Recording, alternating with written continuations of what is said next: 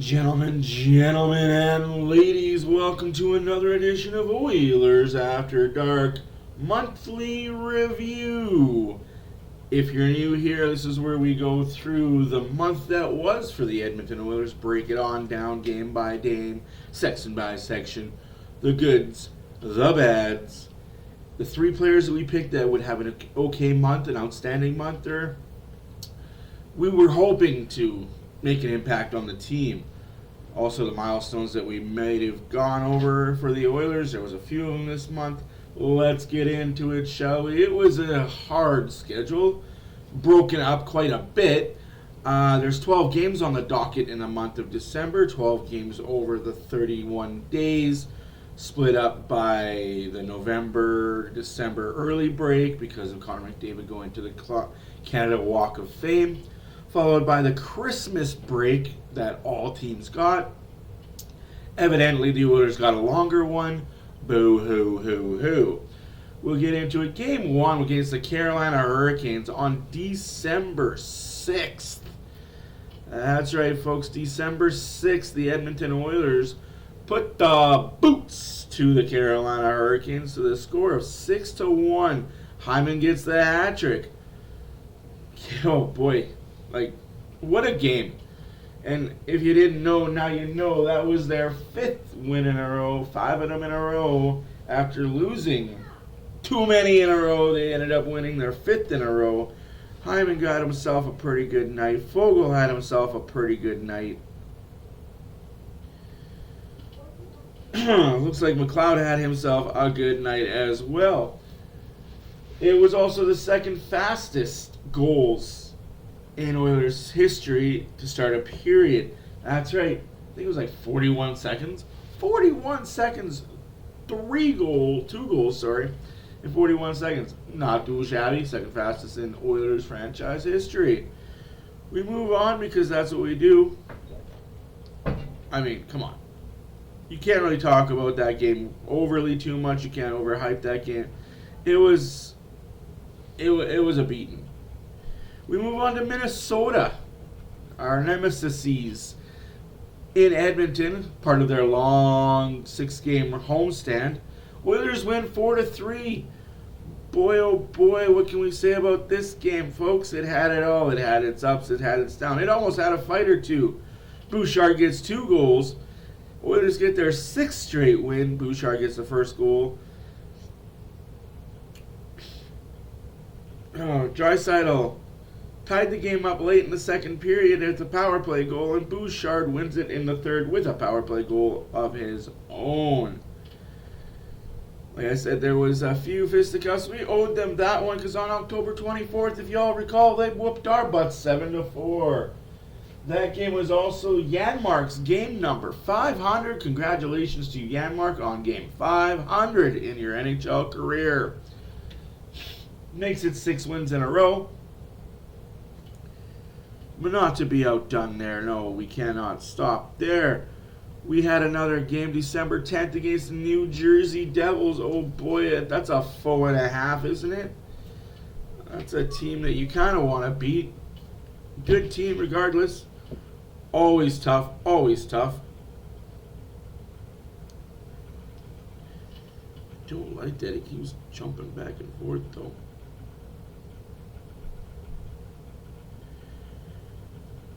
And it's another 4-1 victory. A lot of 4s scored by the Oilers.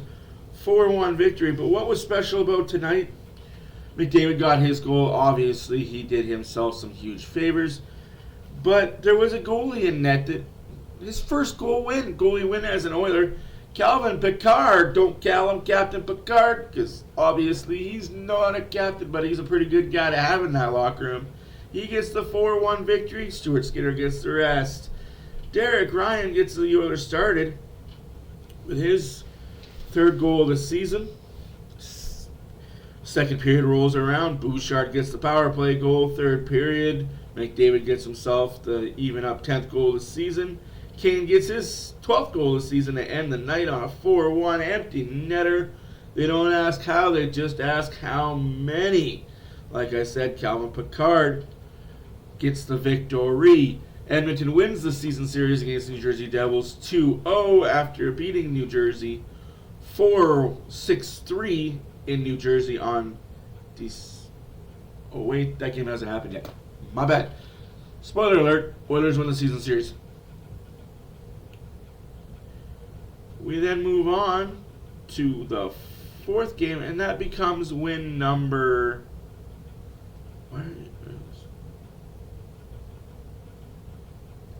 6 in a row. I do believe, or is that win number 7?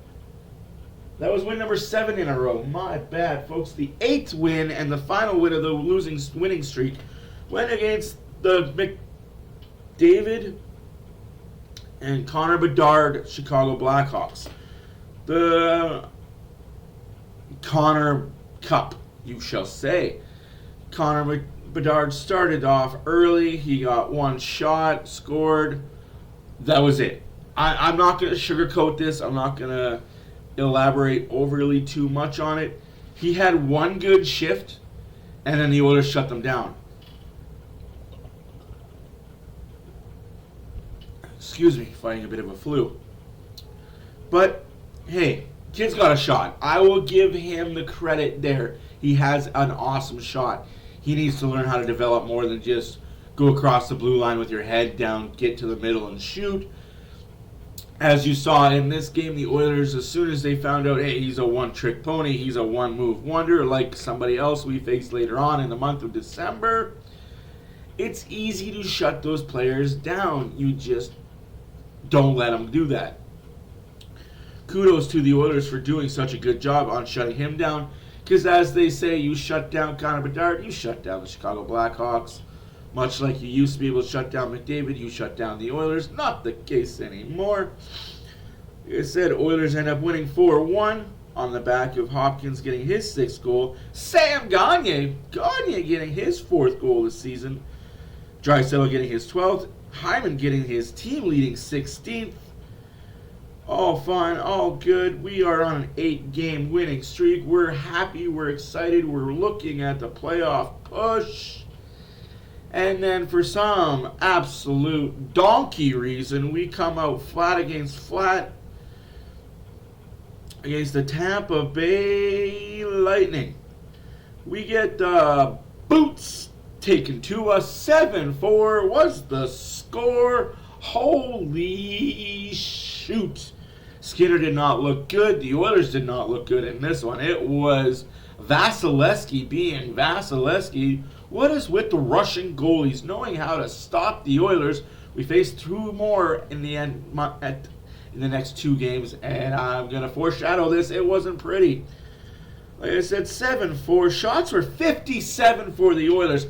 5-7. The Oilers took 57 shots at Vasilevsky. Only got 4 goals, a 50 save plus performance by Vasilevsky. Sometimes you just got to tip your hat to the opponent goalie and say, well done, sir. You earned that victory. Oilers were sloppy early. Oilers were not good. They were not good early. They were not good late. They had an okay start of the third. The Oilers need to learn how to start on time. And when they do start on time, they need to learn how to hold 2-period leads. This game they played 25 minutes. If that. I'm being generous with the 25. But we move on. Tampa's Tampa. They are a good team. You cannot take anything away from them. They are Stanley Cup champions 2 times for a reason. Now, next couple nights later, December 16th, we play the Florida Panthers. Ooh, the Florida Panthers. Matty Tkachuk, the Turtle Gate himself. Oh, boy, what are we going to see? A 5-1. Wow, this team is back to being terrible. I said this all month, and I'm going to continue to say it till this team proves me otherwise. Are we Jackal or are we Hyde? When we're good, we're really, really, really, really, really, really good. But when we're bad, we're really, really, really, really, really bad. There is no middle ground with this Oilers team. Even in their wins, there's no middle ground. They're blowing teams up. They're destroying teams. They're putting 7 spots on teams. They're putting 8 spots on teams. But when they're bad, they're getting 7 spots put on them, 5 spots, 4 spots, 6 spots. We just need we need to stop the peaks from being high and the valleys being low. We need to find that middle terra firma. The middle ground for the Oilers is not there right now. Let's hope they fix it moving forward. Again, Verhaeghe is the Oilers' nemesis. He gets 2. Barkov woke up and he got his. But it wasn't all doom and gloom. Hyman got his 18th goal of the year. Hyman got his 18th goal of the year. Again, another Russian goalie. This time, Bobrovsky. Oh boy, Bobrovsky looked like a Vezina-winning goalie that game. He had the Oilers looking which way, what way, why do you do such things? Why do you not like me, sir? I'm just trying to get a goal by you. That is it. That is the end of the Oilers' 6-game road trip. They head east before the Christmas break to New York, where they face the New York Islanders. You might think, okay, we're facing the Islanders. Who do we have in net? Who do we have in net? Oh my goodness, Sorokin. Another Russian goalie. Man, can we avoid the Russians, please? Please avoid the Russians. It's not a bad thing to avoid the Russians. Oilers lose, spoiler alert, 3-1 this time, so it's not like they got put to pasture, so to say. It's not like they got beat up and just kind of taken to task. No, it was a close, well-fought game.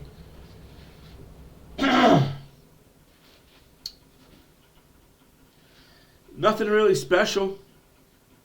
Power play goals is what helped the Islanders. Let's be completely frank and completely honest. They scored 2 power play goals and a shorthanded goal. Nothing even strength. The Oilers scored the only even strength goal. It was Draisaitl with his 13th. Oilers didn't play bad.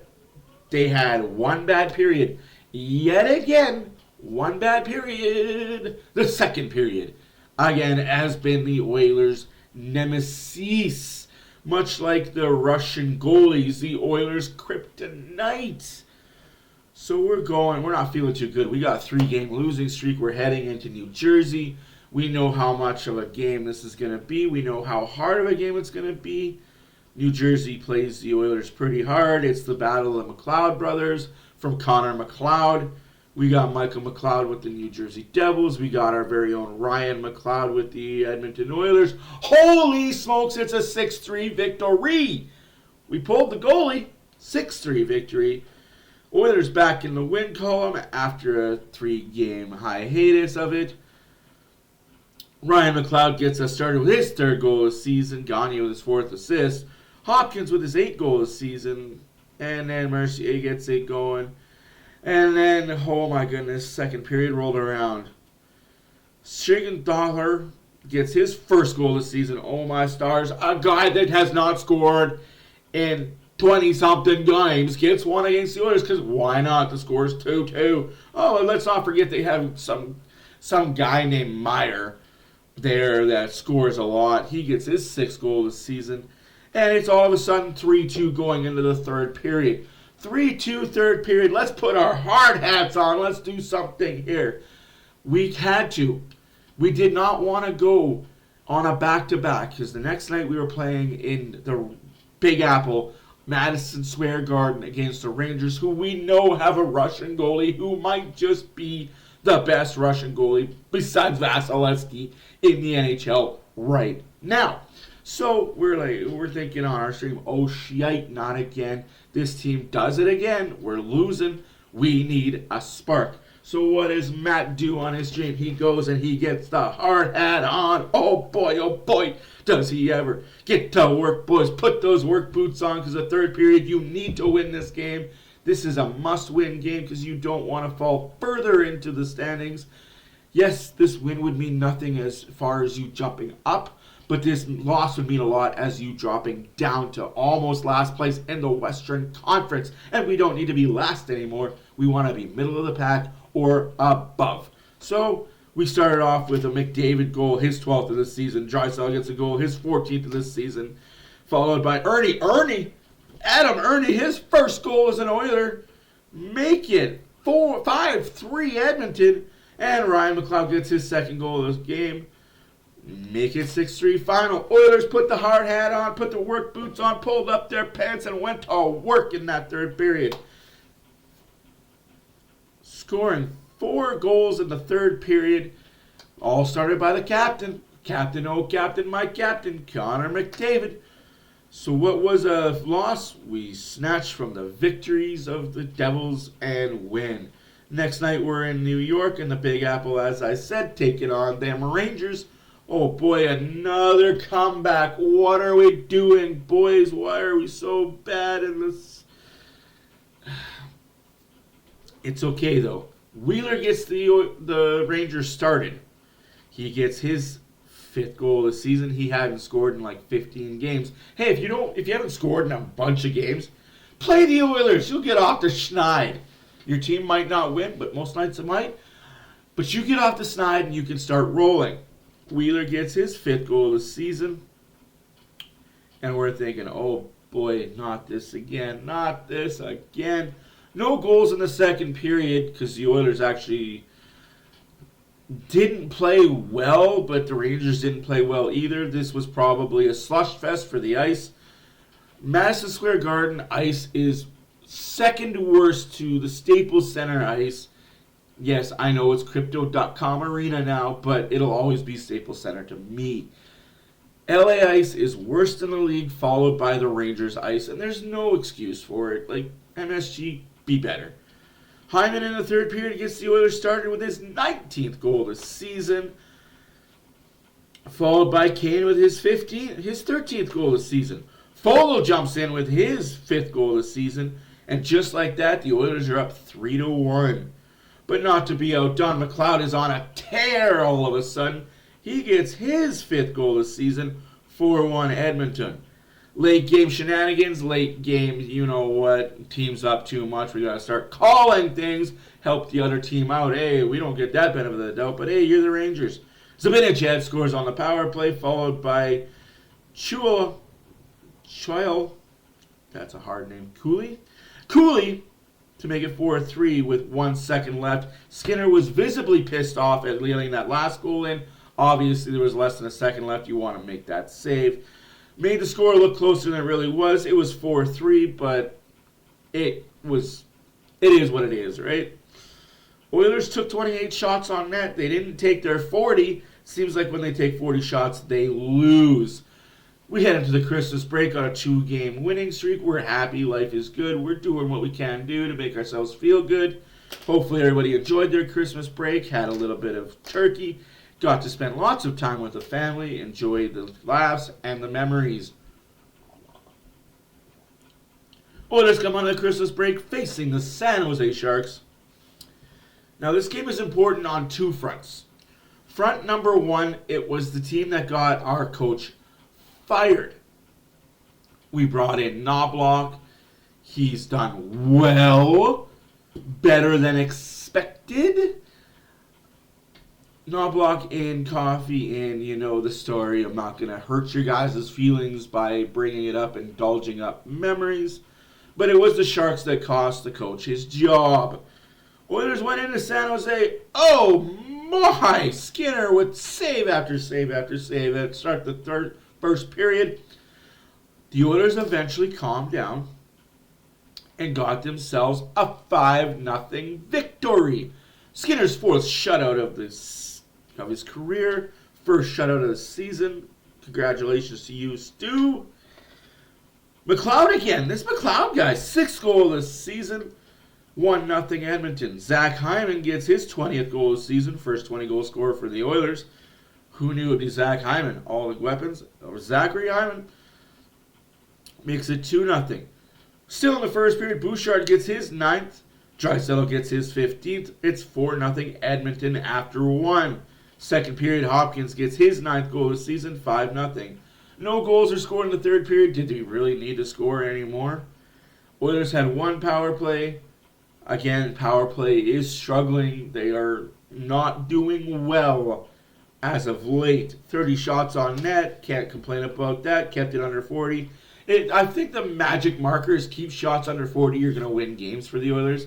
Because when they take 40 shots on net, they don't seem to win very often. Just my humble opinion. 2 nights later, we are in Tinseltown to face off against the LA Kings. Definitely a benchmark team. Definitely a team that you want to beat, that you can beat, that you still want to show dominance over. For the last 2 seasons, this Oiler team has eliminated the Kings in the playoffs. We got the voodoo on those 2. And I'm not going to sugarcoat this. Doughty is a POS. You are a whiny baby, and I don't know why you're still in the NHL. You're not very good. Oilers go into LA. Of course, power play goal by LA. Fiala, followed by Kempe. Oilers down 2-0 early, and 2-0 heading into the first period.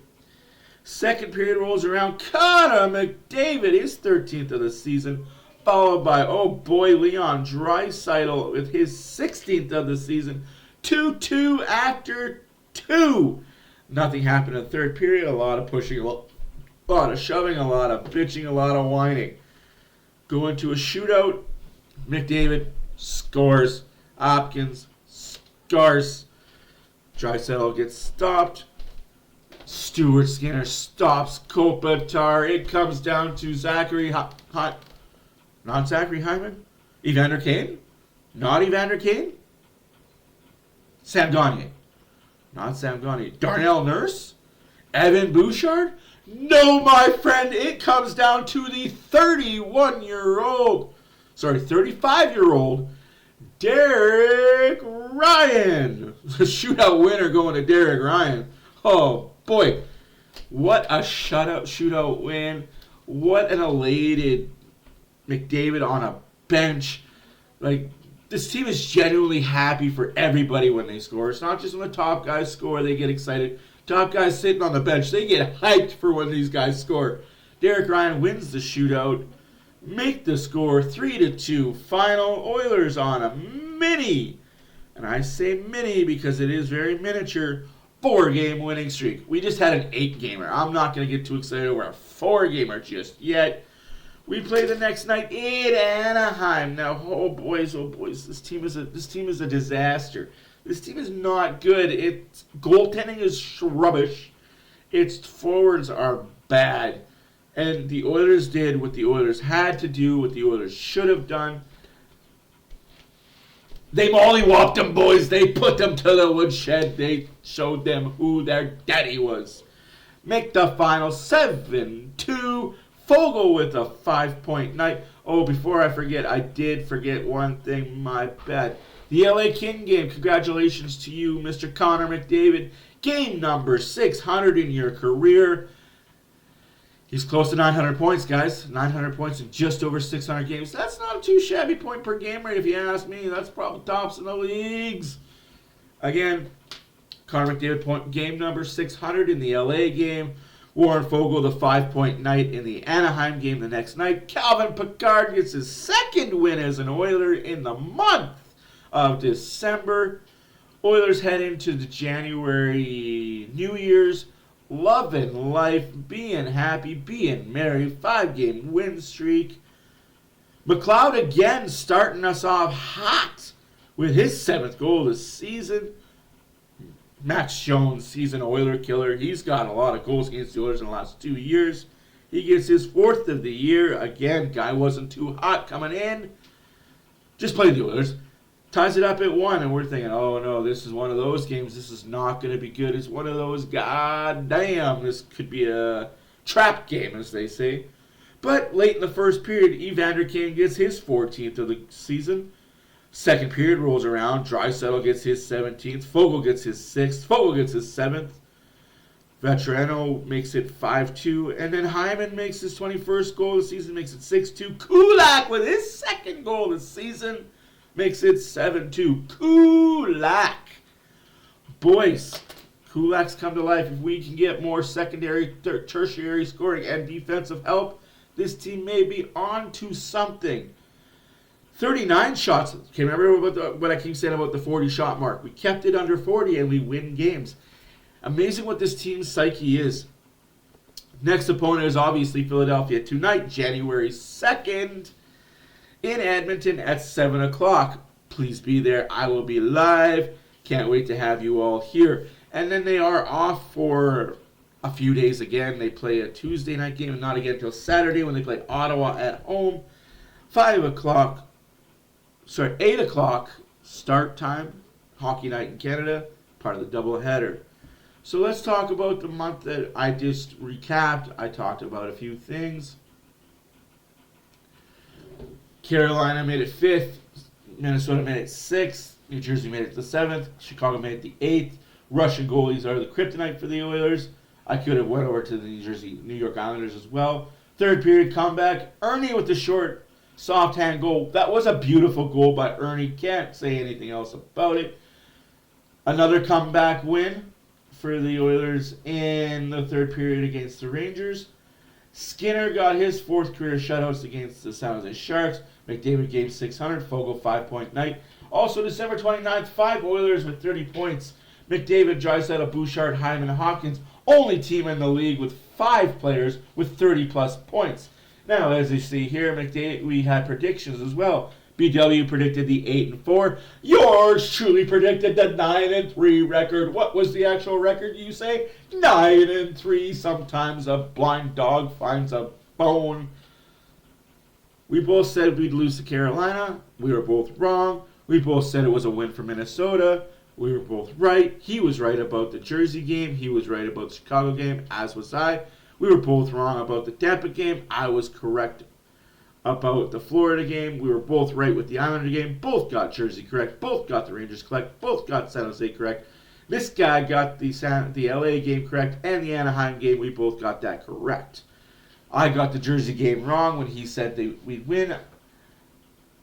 Now, he said they'd lose to Jersey. I said they'd win. I thought they would lose to Florida. He thought they'd win.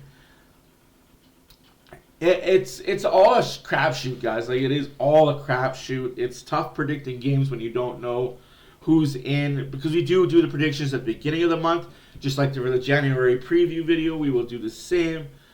His 3 players to watch were Ekholm, Lavoie, McLeod. Ekholm, 12 games played, 1 goal, 5 assists, plus 10, 6 points. Not too shabby, plus 10. Lavoie, 1 game played, was a non-factor. McLeod, oh my good, did this dark horse wake up for him? 12 games played, 4 goals, 7 assists, 11 points, plus 7. Way to go, Mr. Ryan McLeod. I'm not going to talk about my players because I was bad. Brown, 11 games played, 2 assists, 2 points, -3. What a terrible player. What a terrible pick I had, eh? Nurse, 12 games played, 1 goal, 4 assists, 5 points, plus 4. And the other guy I picked was a non-factor. Campbell, 0 games played, 0 wins, 0 losses. Guys in the AHL purgatory.